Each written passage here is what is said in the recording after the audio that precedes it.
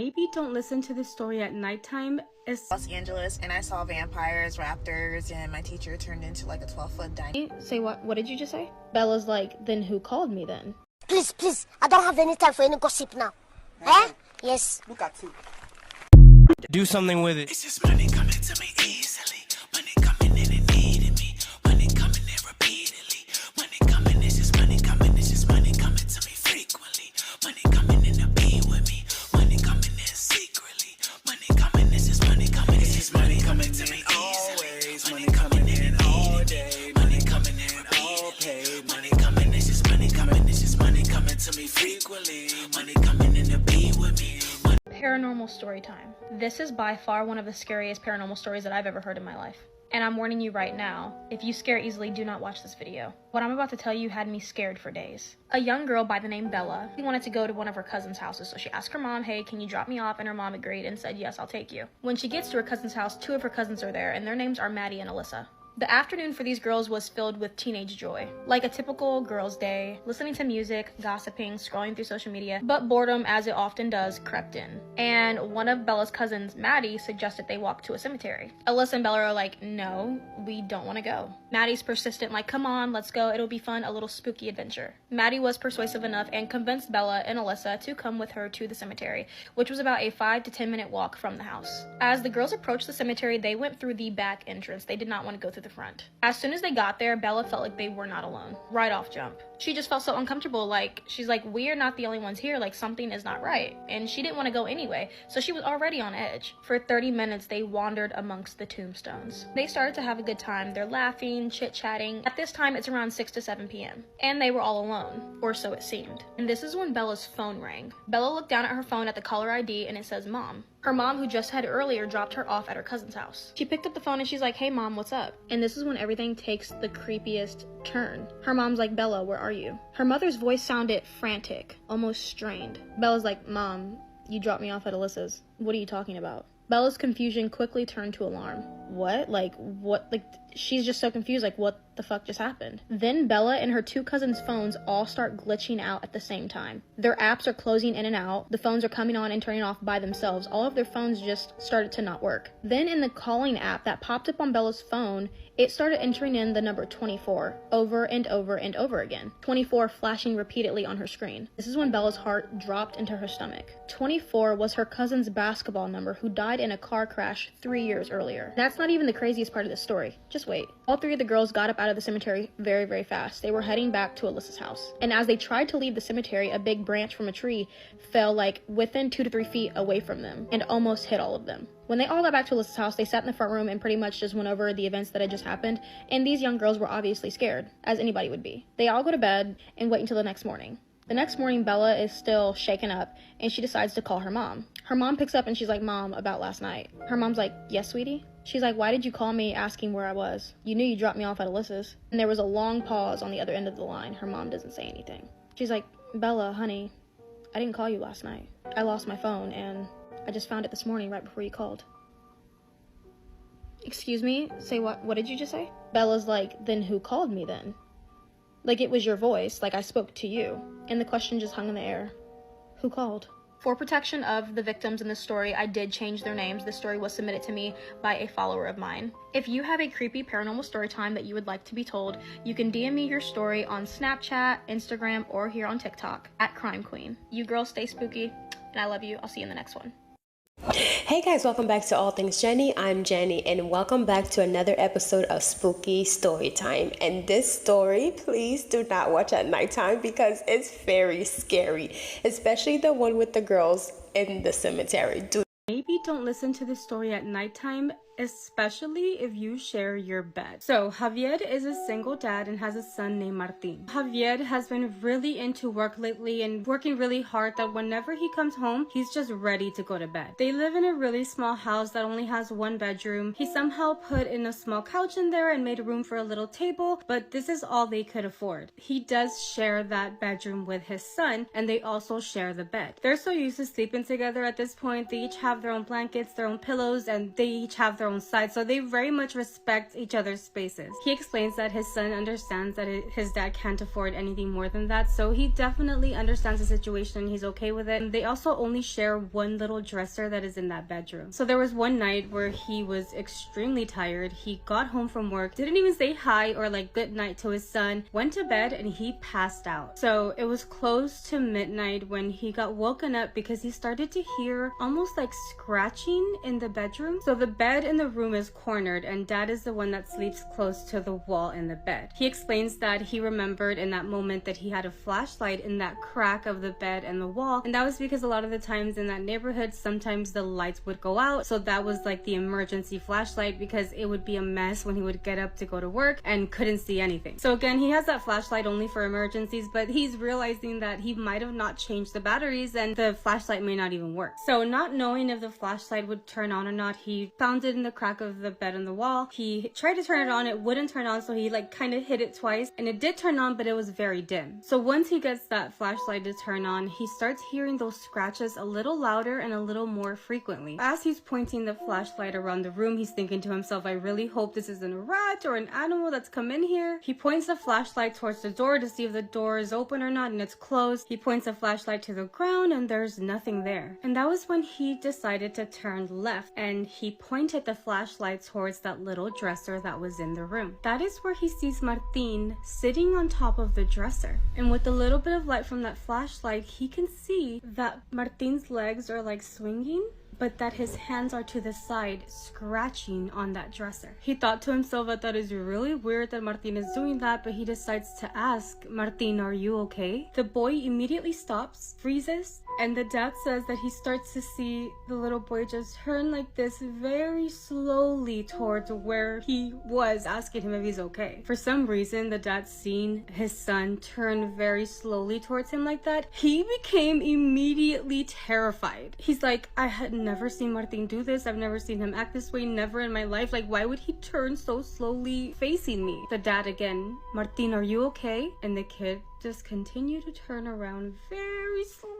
It was only until Martin completely faced his dad where the dad says that he can see his entire eyeball was black. Again, the dad's like, Martin, are you okay? Like, what's going on? And the dad says that he notices when Martin gets into like a little squat position and leaps to his dad. Like, he just jumped onto him like he was gonna attack him. The dad obviously screams when that happens because he's getting ready for that attack, for that impact. When he screams, he hears Martin's voice say, Dad, what are you doing? What's going on? You just woke me up. His voice was coming from next to his dad on the bed because Martin had been asleep next to him the entire time. Obviously, the dad puts the flashlight to where his son usually sleeps and he's there, literally rubbing his eyes because he had just woken up. He's terrified and he starts pointing that flashlight all around the room and sees nothing. To this day, he has no idea what he saw in that bedroom that night, and sometimes he tries to lie to himself and say maybe it was a hallucination, maybe I was just really tired and I saw that. But then he says that he started to hear stories about doppelgangers and things that is what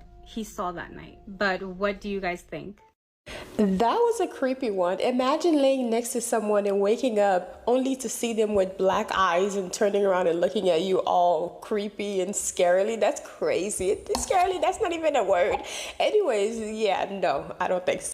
Every time I share this story, I always end up feeling like I sound insane because it's seriously weird AF. But it's true. This story happened to me in September of 2017. But first, a quick backstory on the whole situation. I'll begin by saying that I've had many supernatural experiences ever since I was a child. Seeing things, hearing things, spirits messing with me, vivid prophetic dreams / nightmares. All the things that a little kid with spiritual abilities has to deal with. However, when I was 10 years old, everything took a slight turn. One night, I had a vivid dream where I was being chased by a black dog with glowing red eyes. I woke up from the dream at around 3:30 a.m. in a cold sweat, and I wasn't able to fall back asleep that night. I'm now 24, and I still remember that night like it was yesterday. Ever since that dream, my abilities started to become a bit more specific. I started noticing that I was becoming able to sense impending doom, minutes, hours, or sometimes days before it occurred. At that age, all of that was impossible to understand, and life was distracting enough already, so anything supernatural stayed dormant for a few years. When I was 15 years old, I finally felt the ability to wake up again, and I got curious enough and started researching anything I could find about psychic abilities or the occult, and that was when I came across the folklore of the Banshee. For those who don't know, a banshee is defined in the Irish legend a female spirit whose wailing warns impending doom or death. As I did more research, I also found out that the black dog with glowing red eyes, aka a hellhound or el perro negro, is also known for being an omen of death. It is believed that if you see a hellhound 3 times in a row, you will soon be met with your death. I know what you're thinking. Just imagine my surprise. This time, I decided to focus on the ability as much as I could, and I actually developed it a bit more. Now finally, let's fast forward to the September night of 2017. I was 19 years old, and just like the dream, I remember this night like it was yesterday. It was a little bit past 4 a.m., and I remember still being awake while gossiping with friends on Twitter and all that fun stuff. I specifically remember laying down, and as I was typing a reply tweet to my friend, I heard it. The loudest, blood-curdling screams I had ever heard in my life. It truly, truly sounded like a woman was getting brutally stabbed. To this day, I haven't heard a scream that perfectly matches the scream I heard that night. Just to paint a picture, my bedroom is in the far back of my house, and one of the walls is basically just a huge window that looks towards our backyard. The scream sounded like someone was screaming from the middle of my backyard. All my surrounding neighbors. Tell me a story about a time that you know that you saw something, but you don't ever tell this story because you know that no one would ever believe you. Basically, the time when I moved to Los Angeles and I saw vampires, raptors, and my teacher turned into like a 12-foot dinosaur in the middle of a class, and nobody saw it, but I saw it, and I was living in 2 different realities. Also, were videos of people killing babies and so much more, as in Satanists and Luciferians and demons and devils. Let me know if you want to hear about it, because my stories are crazy. My life is pretty much a Hollywood movie. Okay, story time. A follower that wants to remain anonymous sent me this story, and we're going to call it What Happened to My Grandma. For the sake of the story, we're going to call her Cleo. Cleo was about 10 years old. She would go to church with her grandma and her mom, and they had been going to this church for about a year. For about a week, Cleo's mom and grandma had been arguing and fighting like cats and dogs, and Cleo says that her mom's childhood and upbringing was a little rough, so that was just the way that they got along. Cleo says that on a Sunday, her and her mom showed up to the church by themselves, and then her grandma ended up going to the church about an hour later. She did sit in the back by herself, and Cleo says that after the service, a sister came up to her and her mom and said, "Hey, is everything okay? Like, what's going on? Because I'm feeling some very weird vibes coming from your mom," which is Cleo's grandma. Cleo's mom starts telling the sister what had been going on, that they had been arguing, and they literally just go about their day, enjoy the rest of their Sunday. They ended up getting home kind of late. Cleo was in her bedroom with the door open. Cleo's mom was in the restroom on her phone, and Cleo's grandma was in her own room with the door open as well. Cleo says that she can hear the dog barking and barking and barking, and she's like, so she kind of sits up, looks across, and she sees a pair of scissors being thrown at the dog. And the dog literally runs into Cleo's room, so scared, and after the dog comes in Cleo's grandma. Cleo says that her grandma's eyes were literally all white. Like, there was no color there, everything was white. Her teeth looked so huge and long. And she says that her grandma was laughing the most evil, ugliest, most disgusting laugh she's ever heard. Naturally, Cleo's only 10 years old. She's freaking out. So she's like, "Grandma, like, what are you doing? What's going on?" Grandma's just standing there laughing, like, maniacally. So then she calls for her mom. Her mom was already mad at grandma. So she comes out like, "What are you doing? Like, what is wrong with you? You're scaring her." Grandma walks out, looks at her daughter, like, goes into her bedroom and slams the door. They had also closed their own bedroom door. So because Cleo is scared, she's like, I want to call dad and I want to go with dad tonight because I can't. Mom says, okay. So they open the door and the whole house is pitch black. And there is loud banging coming from the kitchen that sounds like just over and over. Cleo freaks out, runs back into the room and covers herself, and mom comes in too. They close the door and they're like, okay, what are we gonna do? Well, we have to get out. So they have to walk through the house, through the living room to get to the front door. Grandma is now sitting on the couch and she's just rocking back and forth, holding something sharp and doing that ugly, nasty laugh. Cleo's mom is holding her like back here, like, okay, let's kind of try to make the great escape. And grandma starts telling Cleo's mom, I'm gonna hurt you, I'm gonna hurt you, I'm gonna hurt you, over and over. On the way to drop Cleo off at her dad's, Cleo's mom calls the pastor and the pastor ends up meeting them back at the house. Well, dad wants to know what is going on, who's gonna hurt my daughter, so he ends up going back to the house too with Cleo in the car. They end up pulling up to Cleo's grandma's house and there is police there and there was a rope hanging from a tree, so you can just imagine what was gonna happen. And Cleo says that her mom said that as soon as grandma saw the policeman lights, she got down from the tree and she ran back inside the house. The cops open the door and grandma is just standing in the middle of the living room, laughing loud, ugly, nasty, and the police end up putting her in handcuffs. They end up taking her to the university, into the mental hospital, where she stays there for about a month. Cleo says that when she was released, she was perfectly fine. She was normal, like nothing happened.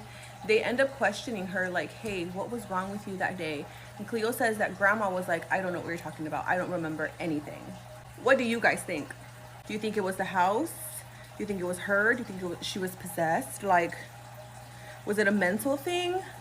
Let me know what y'all think. Thank you so much to Cleo for sending me this story. If y'all have any stories that you'd like for me to read, go ahead and send them via DM or email, and I love to read them, and I will see you guys in the next spooky story. Bye! In my opinion, your grandma was taken over by some sort of entity, either that lived in the house or she walked into some shop and picked something up, you know, or something was sent to her. But your grandma was definitely possessed. Okay, don't mind my hair. I'm in the process of flat ironing, but I've been seeing all these like creepy stories and stuff, people stitching they creepy experiences and whatnot. Now, I don't know if this could be considered like actually really creepy, but it was a little creepy at the time. So listen, I was living with my dad, right? And I was laying in the bed with my, at the time, she was like four-year-old daughter. And it was a rocking chair next to the bed, right? So, it was like 2:30, 3 a.m. She needed to use the bathroom, so she woke me up. She, hey, mama, I heard you use the bathroom. She wanted me to go with her, right? And I'm still kind of half asleep. I'm like, all right, bet, let's go. And she looked at the rocking chair and she was so excited. Like, she was so excited. She was like, Mommy, you remember him? And I looked, I hurried up and looked. I was like, who? She was like, Mommy, like she was like, use her hand to like, try and get me to remember who this man was sitting in the rocking chair. I didn't see nobody. But it's like, with my physical eyes, I didn't see nothing. But I had this feeling that it was somebody sitting there.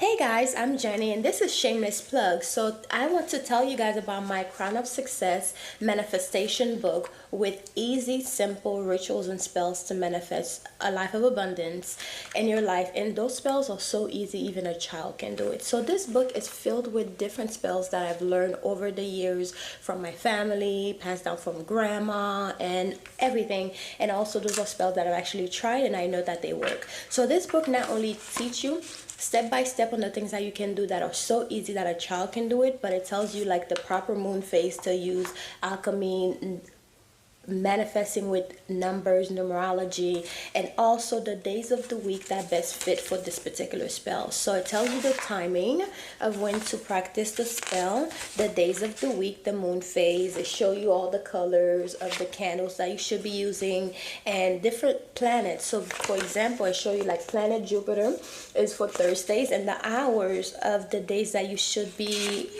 doing the spell. So this is an easy road opener spell. So I know a lot of people like to do like different spell work, but if your roads are blocked, of course your spells are not going to work. So it's good to unblock yourself first and then start using the spell, especially with the new years and the new days to come. And also I have some amazing spells in here. This is a powerful quick money spell. So if you're in a bind for some money and you're just trying to get some money, and I even have some easy powerful spell to win game of chance. So if you are a gambler, now I don't promote gambling, but if you are a gambler and you're just trying to make some money and trying to make sure you win, these spells will definitely help you. It tells you the best days to do it. So it says the best days to perform this spell is on a Thursday, Jupiter day. Jupiter is the planet of good fortune, luck, and expansion. Jupiter is the best day to perform spells that boost luck and increase your chance of success in any game of chance or any money spell, period. It has a list of so many spells that you can incorporate in your life with this new year to bring prosperity. And I even put some bonus spells on here, which for Saturday is a day to do like protection work. So I have a spell for like send back to senders. So I put some bonus spells on here, and then a protection with Archangel Michael. So there's so many spells on here. Removing the evil eye spell, so you can remove evil eye in your money and also in your everyday life. New Year home blessing spell, and I know it's been a few days since the new year started, but you can always do a home blessing spell any days of the week. As long as you need it, you could do it. So anyways, guys, this is my book. It's called Crown of Success by Jenny, and it's available on Amazon, the ebook and also the physical copying. So please grab a copy if you're interested in supporting this channel. This is a way to support the channel and to support me as well for putting out, you know, content every day for you guys to enjoy. So I hope you guys enjoyed this book, and I hope you go and grab your copy, whether it's the ebook or the physical copy. I say have a physical copy, but it's really up to how much, you know, your wallet and what you can afford. So anyways, I'll talk to you guys later. Bye. Mwah. This is a shameless plug, so just check out my channel, okay? Love you guys. Mwah.